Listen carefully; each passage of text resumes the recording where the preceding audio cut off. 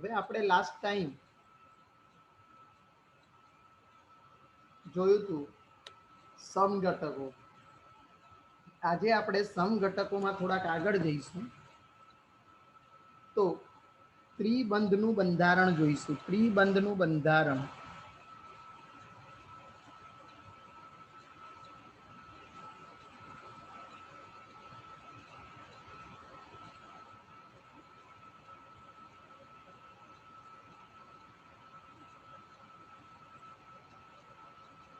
ત્રિબંધનું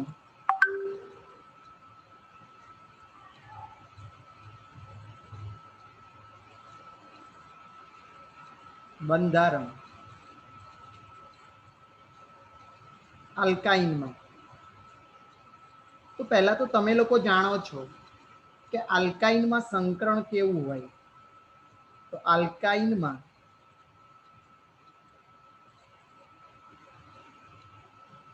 sp સંકરણ આવે.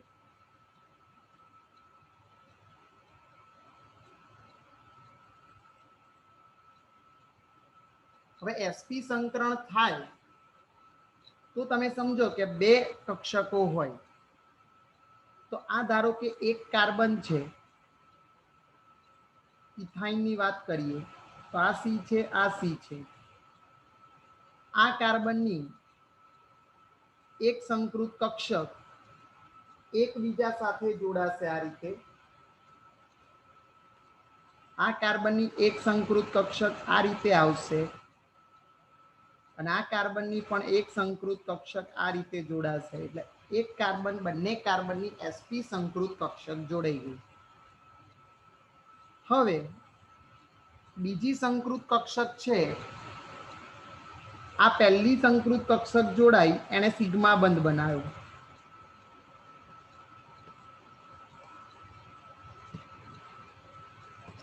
હવે અહીંયા આને સિગ્મા બંધ બનાવ્યો.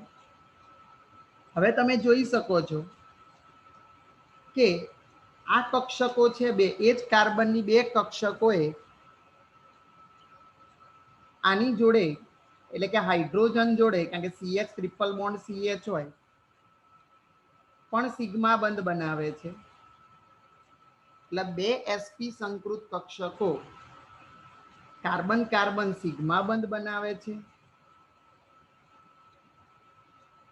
બે sp સંકૃત કક્ષકના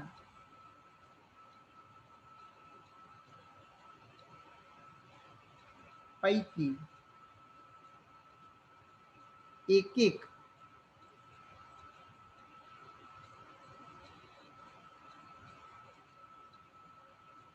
સિગ્મા બંધ બનાવે.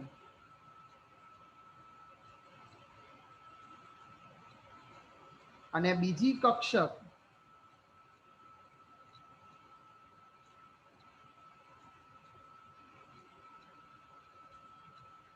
હાઇડ્રોજનની 1s કક્ષક સાથે જોડાય.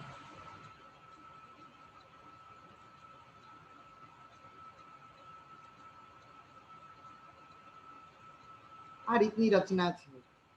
હવે બે કક્ષકો જે બંધ બનાવવામાં ભાગ લેતી નથી, અસંકૃત કક્ષકો. એવી અસંકૃત કક્ષકો, બે અસંકૃત કક્ષકો જોડાશે. કેવી રીતે? એક અસંકૃત કક્ષક આ રીતે જોડાશે, બીજી અસંકૃત કક્ષક આ જ રીતે જોડાશે. એટલે આ કાર્બનની બે દરેક કાર્બનની બે અસંકૃત કક્ષકો છે. બીજી અસંકૃત કક્ષક આમ જોડાશે અને આ રીતે અસંકૃત કક્ષકો જોડાય છે. અને એ કેવો બંધ બનાવે છે? તો બંને અસંકૃત કક્ષક એ પાઈ બંધ બનાવે છે. કારણ કે કાર્બનની સંયોજકતા 4, 4 માંથી sp માંથી 2 વપરાઈ ગઈ, તો વધી કેટલી? 2. તો 2 sp અસંકૃત, 2 અસંકૃત p કક્ષકો.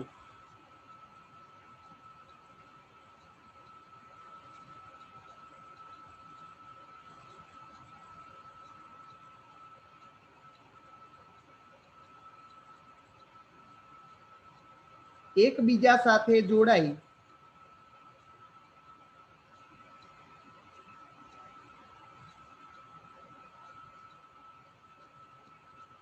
અને પાઈ બંધ બનાવે.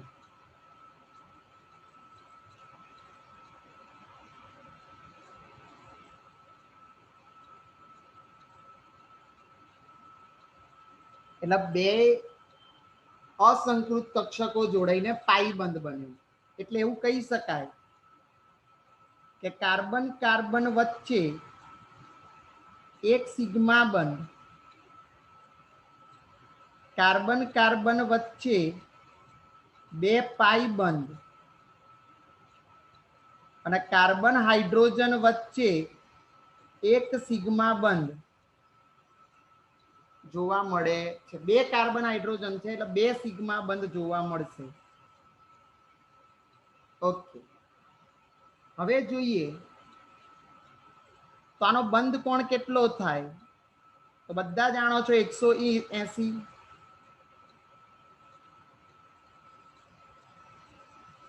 ડિગ્રી જોવા મળે છે. તો આનો બંધ કોણ 180 ડિગ્રીનો જોવા મળે છે. હવે આમાં કાર્બન કાર્બન ટ્રિપલ બોન્ડની બંધ એન્થાલ્પી, કાર્બન કાર્બન ડબલ બોન્ડની બંધ એન્થાલ્પી અને કાર્બન કાર્બન સિંગલ બોન્ડની બંધ એન્થાલ્પી જુદી જુદી આવે. પણ કાર્બન કાર્બન ટ્રિપલ બોન્ડની બંધ એન્થાલ્પી સૌથી વધુ હોય, કારણ કે 3 બંધ તોડવાના છે. 823 કિલો જૂલ પ્રતિ મોલ. કાર્બન કાર્બન દ્વિબંધની બંધ એન્થાલ્પી 681 કિલો જૂલ પ્રતિ મોલ અને કાર્બન કાર્બન સિંગલ બોન્ડની બંધ એન્થાલ્પી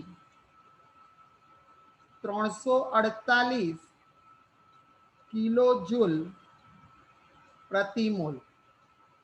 એટલે એવું કહી શકાય કે અહીંયા ટ્રિપલ બોન્ડની બંધ એન્થાલ્પી સૌથી વધુ, કારણ કે 3 બંધ તોડવાના છે. દ્વિબંધની બંધ એન્થાલ્પી એના કરતા ઓછી, કારણ કે 2 બોન્ડ તોડવાના છે. અને એકલ બંધની બંધ એન્થાલ્પી સૌથી ઓછી, તો એમાં એકલ બંધને તોડવા માટે ઉર્જા ઓછી આપવી પડે. હવે લઈશું આની બનાવટ. આલ્કાઇનની બનાવટ જોવા જઈ રહ્યા છીએ. હવે આપણે ફક્ત 2 જ બનાવટો છે.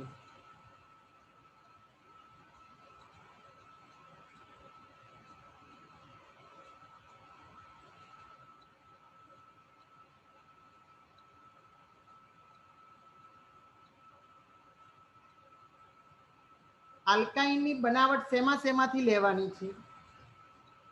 તો આપણે જોઈએ શેમાંથી બનાવીશું. તો આલ્કાઇનની બનાવટ પહેલા આપણે કેલ્શિયમ કાર્બાઇડમાંથી બનાવીશું.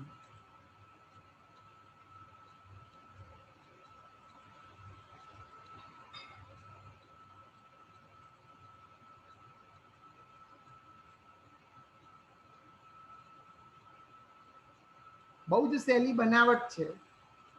સૌ પ્રથમ કેલ્શિયમ કાર્બોનેટને ગરમ કરવાનો.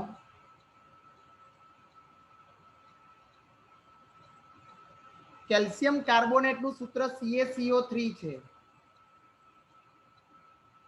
એને ગરમ કરીએ, ચૂનાનો પથ્થર પણ કહેવાય.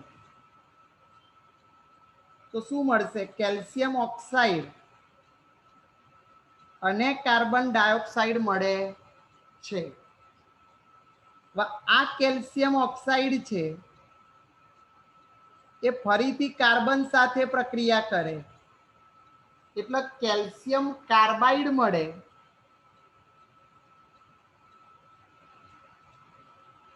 અને કાર્બન મોનોક્સાઇડ મળે છે. હવે આ કેલ્શિયમ કાર્બાઇડ સમીકરણ બેલેન્સ કરવા માટે C2 ને 1 3 એટલે અહીંયા મૂકી દઈશું 3. આ કેલ્શિયમ કાર્બાઇડ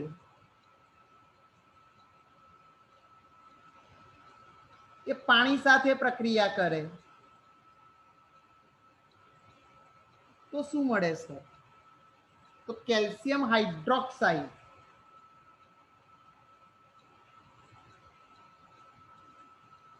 પાછો ફરીથી જે આપણે મેળવવાનું છે ઇથિન એટલે C2H2 મળે છે. સર આનું સમીકરણ બેલેન્સ કરવું હોય તો સિમ્પલ. હાઇડ્રોજન બેન 2 4 છે, હાઇડ્રોજન અહીંયા 2 મૂકી દઈએ તો 2 દુ 4 હાઇડ્રોજન જોવા મળે છે. તો હવે આની થિયરી બહુ સહેલી છે. કેલી બનાવટ શેમાંથી? તો કેલ્શિયમ કાર્બાઇડમાંથી. કેલ્શિયમ કાર્બાઇડ મળે કઈ રીતે? તો કેલ્શિયમ કાર્બોનેટને ગરમ કરો, કેલ્શિયમ ઓક્સાઇડ અને કાર્બન ડાયોક્સાઇડ મળે. આ કેલ્શિયમ ઓક્સાઇડને કાર્બન સાથે ગરમ કરો તો કેલ્શિયમ કાર્બાઇડ અને કાર્બન મોનોક્સાઇડ મળે. આ કેલ્શિયમ કાર્બાઇડની પાણી સાથે પ્રક્રિયા કરીએ તો કેલ્શિયમ હાઇડ્રોક્સાઇડ અને ઇથિન મળે છે, સોરી ઇથાઇન મળે છે. સમીકરણ બેલેન્સ કરવા માટે હાઇડ્રોજન બેન 2 4 છે એટલે હાઇડ્રોજન અહીંયા 2 મૂકીશું એટલે 2 દુને 4 હાઇડ્રોજન થશે.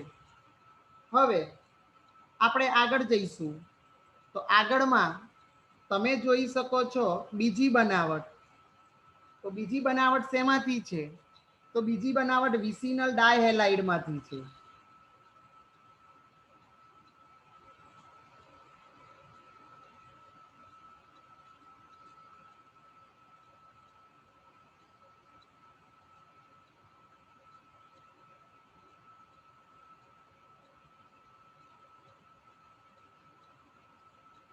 વિસિનલ ડાયહેલાઇડની વાત કરીએ તો કોને કહેવાય વિસિનલ ડાયહેલાઇડ? તો તમે ભણી ગયા છો કે પાસેના કાર્બન સાથે હેલોજન જોડાય તો એને કહેવાય વિસિનલ ડાયહેલાઇડ. તો હું એક વિસિનલ ડાયહેલાઇડ લઉં છું 1,2 ડાયબ્રોમો ઇથેન. ઓકે, તો 1,2 ડાયબ્રોમો ઇથેન કઈ રીતે લખીશું? તો આપણે CH2Br આપણે લખી દઈએ તો CH2 અહીંયા Br લખું, અહીંયા CH2 અહીંયા Br લખું. હવે આ વિસિનલ બ્રોમાઇડ છે, ડાયબ્રોમાઇડ, એની આલ્કોહોલિક KOH સાથે પ્રક્રિયા કરીએ. મિત્રો આલ્કોહોલિક KOH સાથે પ્રક્રિયા થાય તો હંમેશા વિલોપન પ્રક્રિયા થાય. તો KOH સાથે પ્રક્રિયા કરું તો પ્રક્રિયા થશે વિલોપન પ્રક્રિયા. પ્રક્રિયા કેવો લેવાનો? તો આલ્કોહોલિક.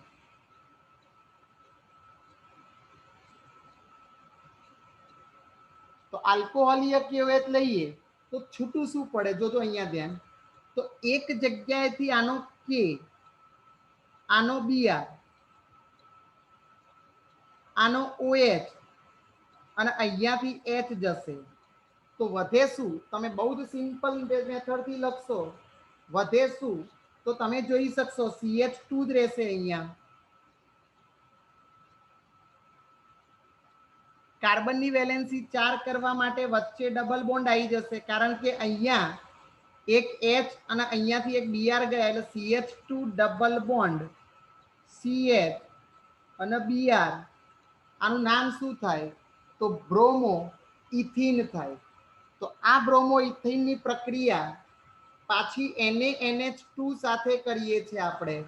તો બ્રોમો ઇથિનની પ્રક્રિયા ફરીથી સોડામાઇડ સાથે કરું છું.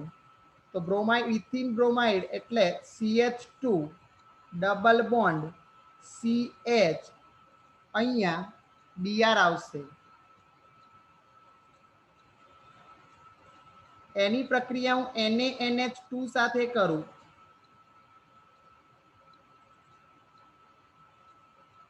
તો મળશે શું? આનો Na, આનો Br માઇનસ NaBr અને આનો અહીંયાથી Na કેવી રીતે પ્રક્રિયા થઈ? તો તમે જોઈ શકો છો આનો Na ગયો, આનો Br ગયો, આનો NH2 અને અહીંયાથી H જશે એટલે વધ્યો શું? તો વધ્યો તમે જોઈ શકો છો કે CH2 ની જગ્યાએ CH વધ્યો, અહીંયા પણ એકલો CH વધ્યો. કાર્બનની વેલેન્સી જોવી હોય તો ટ્રિપલ બોન્ડ કરવા પડે. એટલે બહુ જ સહેલી પ્રક્રિયા છે. ફરીથી એક વખત સમજી લઈએ આ પ્રક્રિયા કે વિસિનલ ડાયહેલાઇડ એટલે 1,2 ડાયબ્રોમો ઇથેન એની KOH સાથે પ્રક્રિયા કરું, પહેલા આનો કે આનો BR જાય તો KBr છૂટો પાડ્યો એટલે હું અહીંયા લખીશ માઇનસ KBr, પછી બીજો અહીંયાથી H આનો OH અને અહીંયાથી H ગયો એટલે માઇનસ H2O દૂર થયો, તો વધ્યું એ મેં લખી નાખ્યું. શું લખ્યું? તો અહીંયા એકલો CH2 છે તો CH2, અહીંયા Br અને CH વધ્યો છે તો Br અને CH એટલે ડબલ બોન્ડ CH Br છે.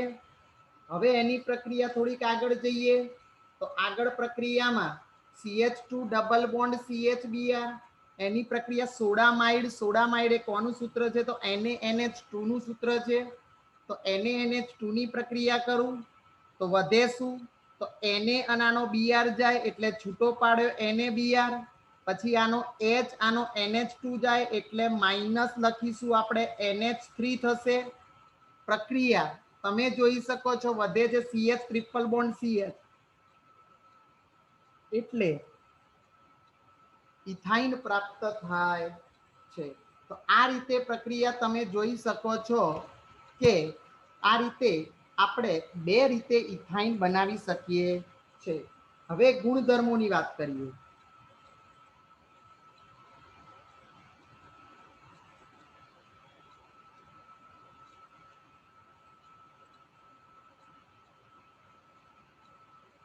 ગુણધર્મોમાં રાસાયણિક ગુણધર્મ પહેલો જોઈ લઈએ.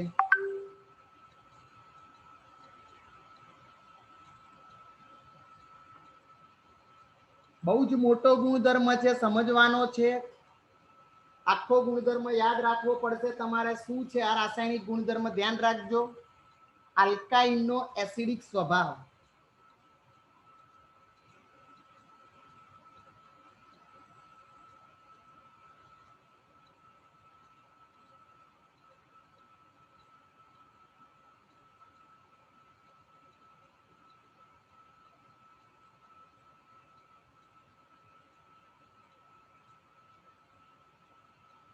આલ્કાઇનનો એસિડિક સ્વભાવ જોઈએ તો સમજીએ આપણે એસિડિક સ્વભાવમાં શું છે. તો બે પદાર્થો, એક સોડિયમ અને સોડામાઇડ. સોડિયમનો Na થાય અને સોડામાઇડનો NaNH2 થાય. મિત્રો આ બંને પ્રબળ બેઝ છે.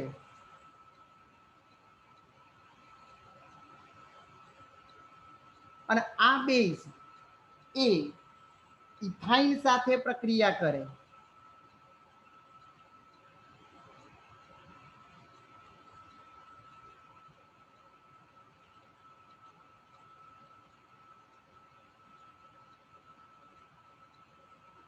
અને હાઇડ્રોજન વાયુ મુક્ત કરે છે.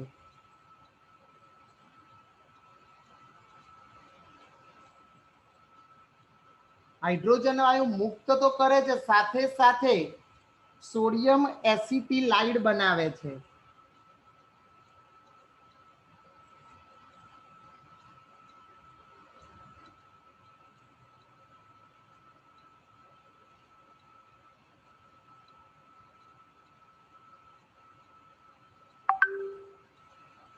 હવે સમજવાનું એવું છે તમારે કેવી રીતે.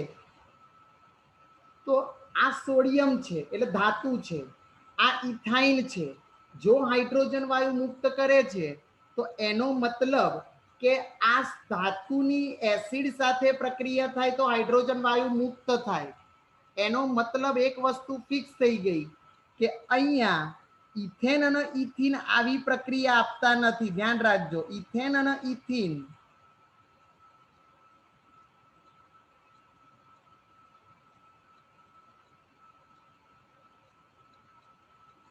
એનો મતલબ ઇથાઇને એસિડિક સ્વભાવ ધરાવે છે.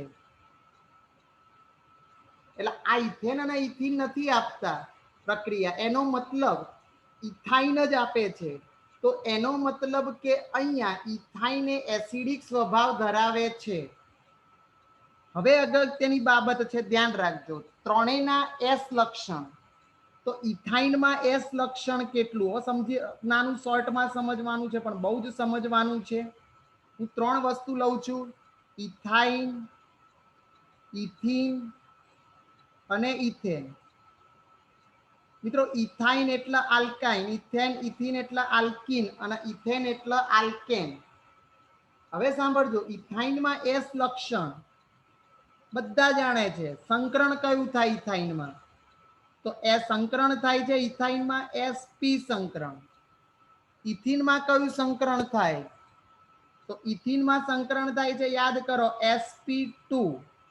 અને ઇથેનમાં કયું સંકરણ થાય? તો ઇથેનમાં સંકરણ થાય sp3. હવે જેવો sp sp2 sp3 હોય તો sp માં s લક્ષણ કેટલું? તો યાદ કરો, s 1/2 × 100 એટલે બધાને આવડે છે 50%. sp2 માં કેટલું થાય? તો 33.33 s લક્ષણ. આનું પણ s લક્ષણ આટલું જ થાય. અને sp3 માં 1/4 × 100 એટલે 25% એસ લક્ષણ જોવા મળે છે.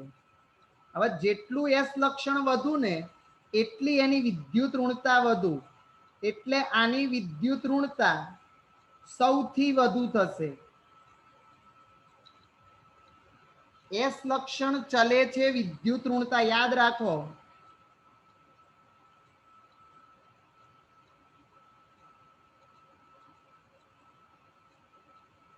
એટલે શું કરે? જે પેલો ઇથાઇન નો કાર્બન હોય ને,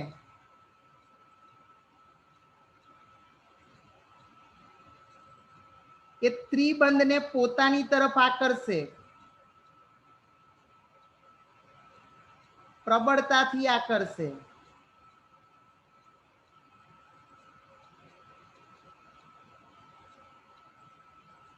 હવે જો એ પ્રબળતાથી આકર્ષે એટલે એચ જે છે ને એ સરળતાથી છૂટો પડે.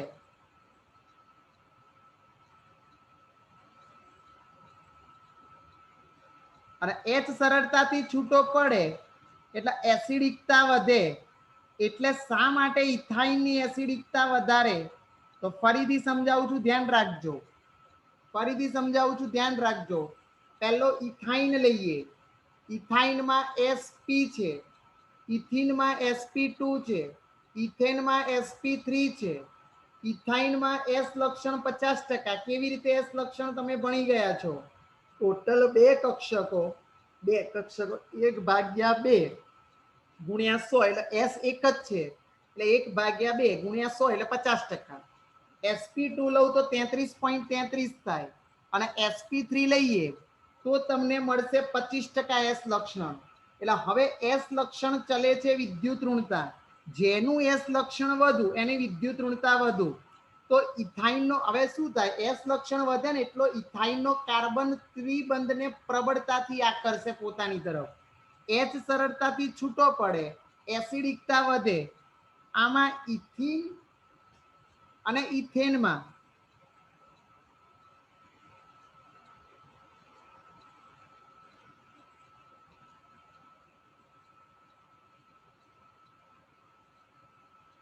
સરળતાથી એચ છૂટો પડતો નથી.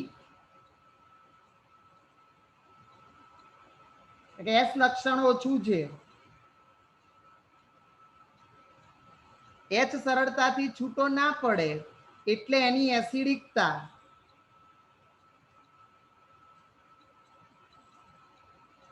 ઘટે. સાહેબ, એસિડિક હાઇડ્રોજન કોને કહેવાય? તો જે ત્રિબંધની આજુબાજુ ત્રિબંધ ધરાવતા કાર્બનની સાથે જોડાય ને, ત્રિબંધ ધરાવતા કાર્બનની સાથે જોડાય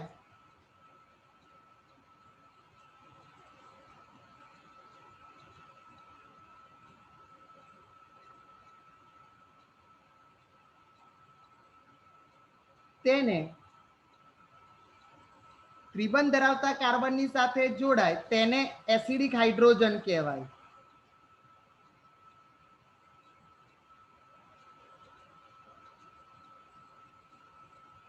એટલે એ તો જોઈએ જ છે. હવે એસિડિક લક્ષણ 2 રીતે, તો તમને ખબર પડી ગઈ હશે. એસિડિક લક્ષણનો ક્રમ, 2 એસિડિક લક્ષણનો ક્રમ ધ્યાન રાખજો. કોણ વધુ એસિડિક?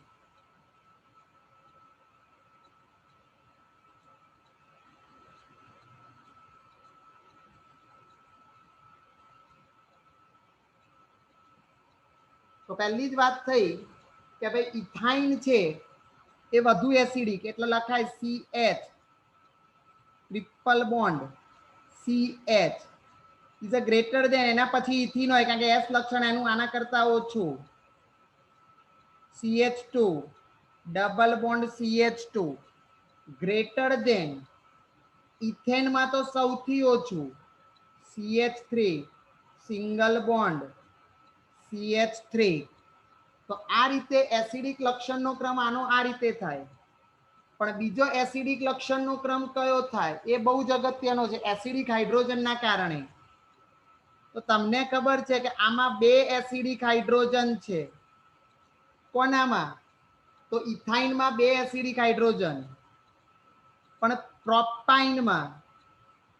પ્રોપાઇનમાં તમે જોશો તો ફક્ત એક જ એસિડિક હાઇડ્રોજન, પણ બ્યુટ-2 આયનમાં ફક્ત બ્યુટ-2 આયનમાં એક પણ એસિડિક હાઇડ્રોજન નથી, કારણ કે ટ્રિપલ બોન્ડ ધરાવતા C ની જોડે હાઇડ્રોજન આવે જ નહીં, કાર્બનની વેલેન્સી 4 થઈ જાય એટલે એસિડિક હાઇડ્રોજનનો ક્રમ, એસિડિકતાનો ક્રમ આ અને આ પરીક્ષાની દ્રષ્ટિએ બહુ જ ઇમ્પોર્ટન્સ છે, જેને ધ્યાનમાં લેવો. ઓકે, હવે આપણે યોગશીલ પ્રક્રિયાઓ જોઈશું. બીજી પ્રક્રિયા છે એને યોગશીલ પ્રક્રિયા લઈએ આપણે.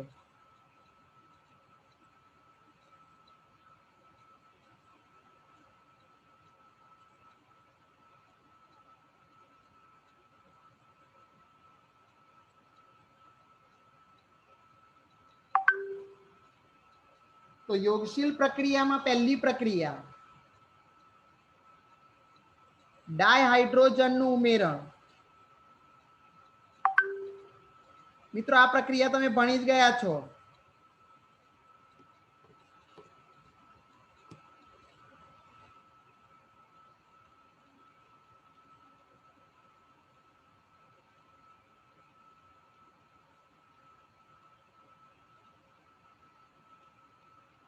તો આપણે ઇથાઇન લઈએ. ઇથાઇનનું સૂત્ર CH ટ્રિપલ બોન્ડ CH, એની ડાયહાઇડ્રોજન એટલે H2 સાથે પ્રક્રિયા કરીએ. ઉદ્દીપક કયા લઈશું? તો દર વખતે આપણે ભણીએ છીએ નિકલ, પ્લેટિનિયમ અને પેલેડિયમ ઉદ્દીપકની હાજરીમાં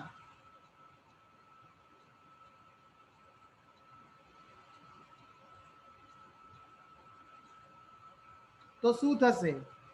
એક H અહીંયા આવશે, એક H અહીંયા આવશે, એટલે બનશે CH2 double bond CH2.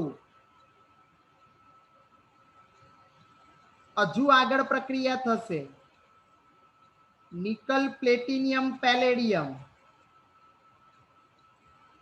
H2 જ ભાગ લેશે, તો બે H માં એક H અહીંયા આવે અને એક H અહીંયા આવે, તો CH2 કન્વર્ટ થઈ જાય CH3 સિંગલ બોન્ડ CH3. તો આને આપણે ઇથેન કહીએ છીએ. તો આ હતો ઇથાઇન, અને ઇથાઇનમાંથી તમને ઇથેન મળે છે. બીજી પ્રક્રિયા જોઈએ, પ્રોપાઇનની પ્રક્રિયા લઈએ. તો પ્રોપાઇનનું સૂત્ર શું થાય? તો CH3 C triple bond CH. ભાઈ એની પ્રક્રિયા પણ H2 સાથે. ઉદ્દીપક કયા? તો નિકલ, પ્લેટિનિયમ અને પેલેડિયમ. આ પ્રક્રિયાને હાઇડ્રોજનેશન કહેવાય.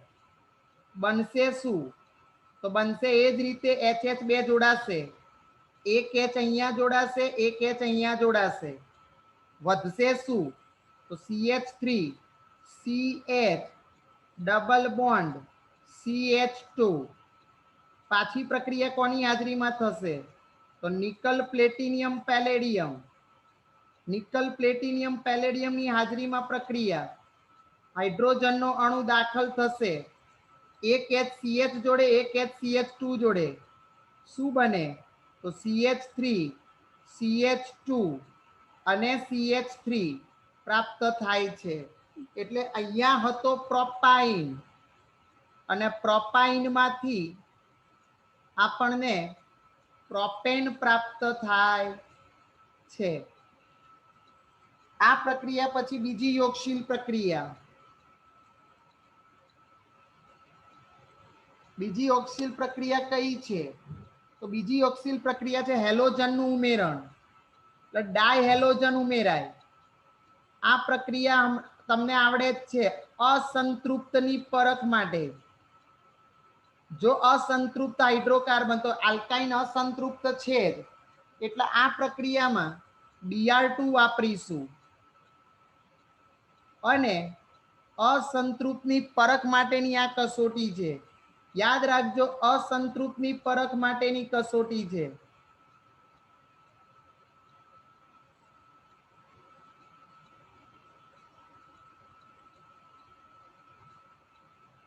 તો આ પ્રક્રિયામાં થાય શું? તો આ પ્રક્રિયામાં તમે જોઈ શકશો કે બ્રોમિન જળનો જે બદામી રંગ હોય, તો બ્રોમિન દ્રાવણનો આમાં અલગ આપ્યો છે, પણ આમ કાયદેસર બદામી રંગ હોય, તો બ્રોમિન જળનો લાલ કેસરી રંગ, કેવો લાલાશ પડતો કેસરી રંગ દૂર થાય. જો આ રંગ દૂર થાય ને તો જ એવું કહેવાય.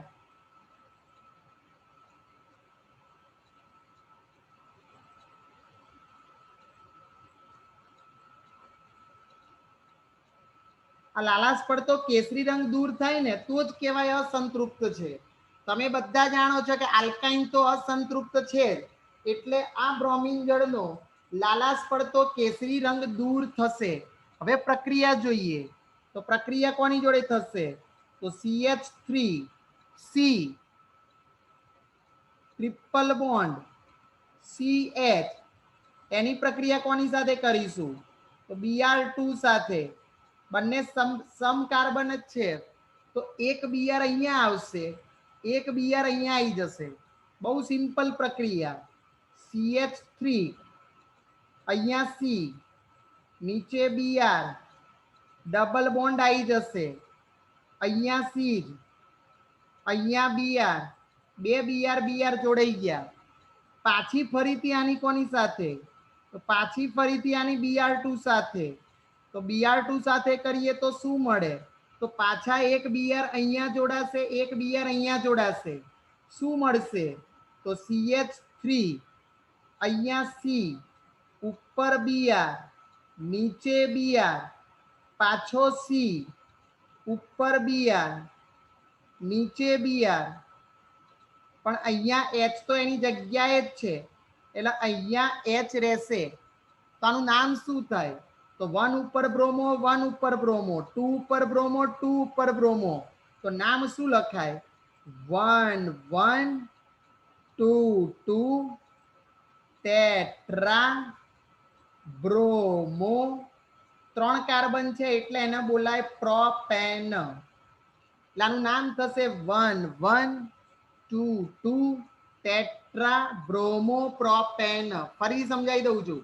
હેલોજનનું ઉમેરણ, Br2 અંદર દાખલ થશે. ભાઈ Br2 અસંતૃપ્તની પરખ આગળ પણ ભણી ગયા. જો મને બ્રોમિન જળનો રંગ દૂર થાય તો અસંતૃપ્ત છે. તમે બધા જાણો છો કે આલ્કાઇન તો અસંતૃપ્ત છે, એટલે એ ક્રિયા તમે કરશો.